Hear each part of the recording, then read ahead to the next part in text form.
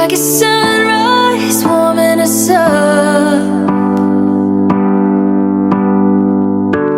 Been spending all your time lifting me up. All of the things I've been worrying seem to be disappearing now, reminding me what days should be made of. Hi everyone, and welcome back to another segment of the Right Sites. And today I am in Ormond Beach, Florida, a beautiful community in the northeastern part of the state. It is directly north of Daytona Beach. And in this segment of the Right Sites, I'm going to show you the top 5 sites you must visit while in Ormond Beach. Now, I got these top 5 sites from Tripadvisor.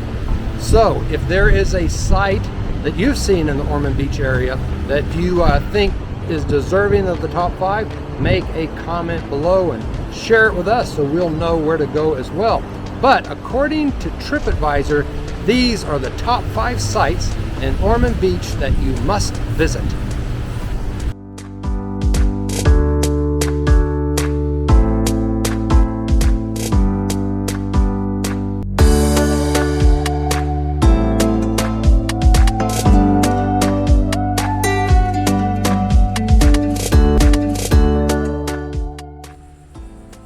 The number 5 thing to do according to Tripadvisor when visiting Ormond Beach is to come out and spend the day at Tomoka State Park. So behind me is the Tomoka Outpost, the main store here at the state park. Let me turn my camera around, give you a brief tour of this. You can see it says Tomoka Outpost Camp Store, rentals, boat tours, snacks, and beverages.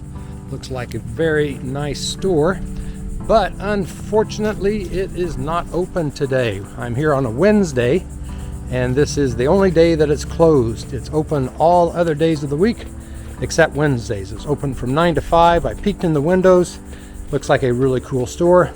You can see a sign here for the rentals. A single kayak rental, $30 an hour, $10 an hour after that, not to exceed $65 for the day. Double kayak is $10 more, and a canoe rental is like the double kayak, $40 for the first hour, $15 for each hour after that. And you can see the dock down here, and it is a beautiful view of the Tomoka River. So if you want to come down to the Tomoka State Park and spend the day, there is plenty to do here at this beautiful park. It's like a sunrise warming us up. Been spending all your time lifting me up. All of the things I've been worrying. Number 4 on the top 5 sites to see at Ormond Beach is to visit the Casements. The Casements is a mansion that was the residence of the richest man in the world, John D. Rockefeller. He bought this in 1918, and he spent his winter times here. And in fact, he died here in 1937. I'm going to give you a quick tour of the Casements, but if you'd like a more in-depth tour of it, I have another video. I'll put it in the links. I'll put the link in the description below. So the number 4 site is the Casements. We're on a coaster, we're on a cloud. Hands in the stars, we're beautiful now. All of the plans I've been making seem to be figuring themselves out. Letting them go, look at all we found.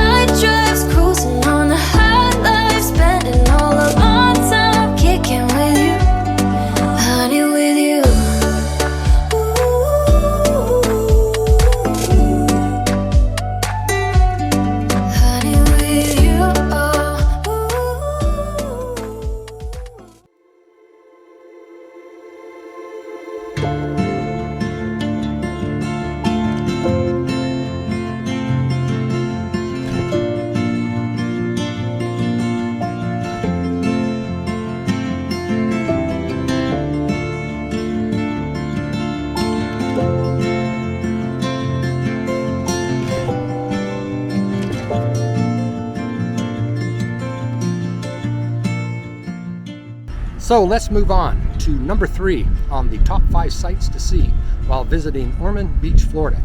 And according to Tripadvisor, number 3 on the list is to drive the Ormond Scenic Loop. And it is a beautiful scenic drive, and it's about 34 miles long.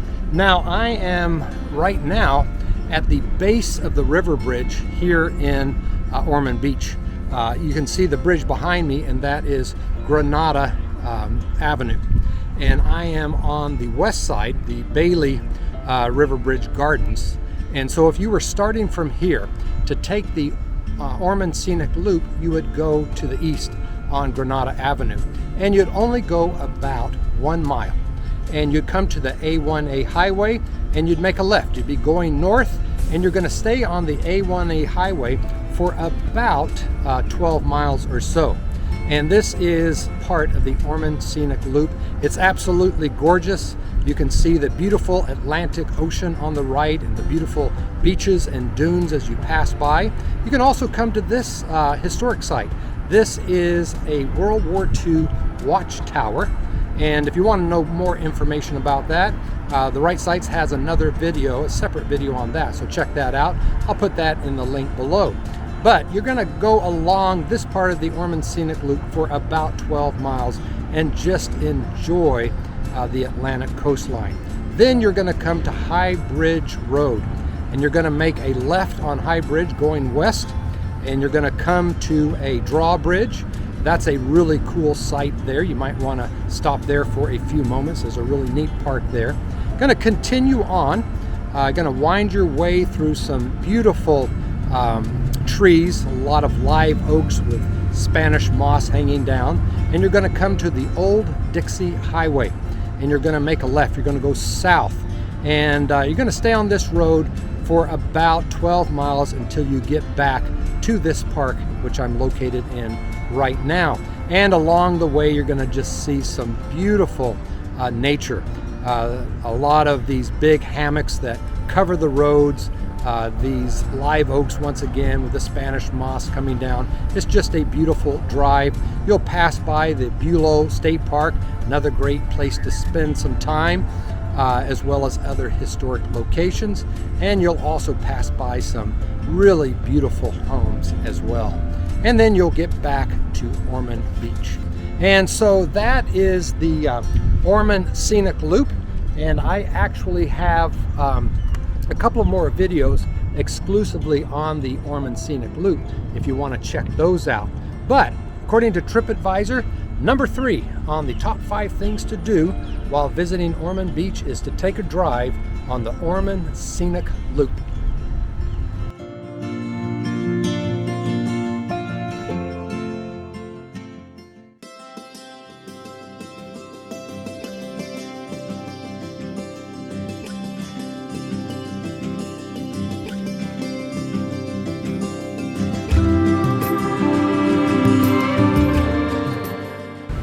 The number 2 site to visit in Ormond Beach, according to Tripadvisor, is the Andy Romano Beachfront Park located at 839 South Atlantic Avenue. And it is a beautiful park. Let me show you around. Now, the first thing you'll notice is that there is plenty of parking, and it is free public parking. This is a very new facility, and it is gorgeous. Sits right on the beach. It has excellent restroom facilities and also has plenty of things for kids to do here in the park. So if you walk down the entranceway, you can kind of look to the left. You can see a playground and picnic area. Also see excellent showering facilities here. It has a little place you can buy pizza, ice cream, and drinks and so forth. And one of the neat features, it has a splash pad. So it's a gorgeous park. Now, Andy Romano, it always fascinates me about who these people are. Who was Andy Romano? Well, I looked him up, and he was known as Mr. Ormond Beach when he was living. He was a longtime resident of the community. He was a teacher and principal for over 30 years, and he also ran a beach business. So when they built this park, they named it in his honor. So the number 2 thing to do while on Ormond Beach is to come to the Andy Romano Beachfront Park.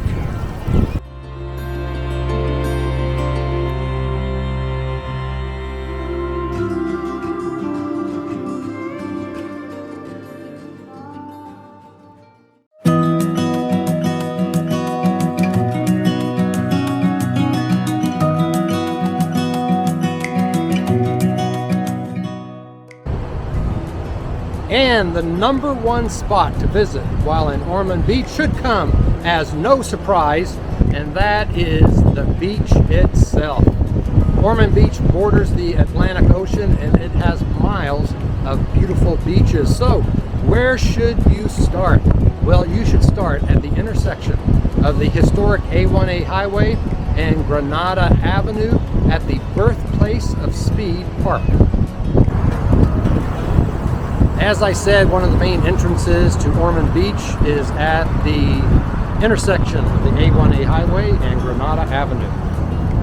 And you can see just how close it is. Now, there is a little bit of free parking right here on the beach, but the good thing about Ormond Beach is that within a block or two, you can find free parking very easily. And this is a great place to kind of camp out for the day. You can see this is called the birthplace of Speed Park, and it is a beautiful little park, has a lot of shade, has a lot of picnic areas. It would be great to hang out here, you know, close to this park. It also has public bathrooms. Now, this is a neat feature of the park. This is a replica of Ormond Garage, because way back in 1903, Ormond Beach became the site of a thrilling 1-mile race between pioneer automobile builders. And as a result of that race, a land speed record was set at 48 miles an hour. That doesn't seem too fast today, but back then it was very fast. Inside this garage, you can see a couple of those early race cars. I don't know if you'll be able to see it here or not. It's not open to the public every single day. But you can look in the windows here. So you can kind of look around the park. Not very big. It has some historic markers describing in more detail why Ormond Beach became known as the birthplace of speed. And you can also see that if you're on the beach and need restroom facilities, they're right here in the park. And also, if you just like to get away to a picnic table or some shade, you can do that as well. So the number 1 thing to do in Ormond Beach, of course, is the beach itself, and it is very, very beautiful. And you can see some cars parked on the beach here. For $20 a day, you can park here. You have to have 4-wheel drive though. So the number 1 thing to do while on Ormond Beach is the beach itself, and you can see why it is the number 1 thing to do.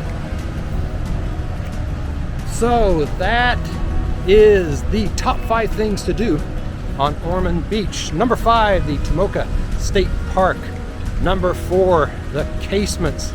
Number 3, the Ormond Scenic Loop and Trails. Number 2, the Andy Romano Water Park.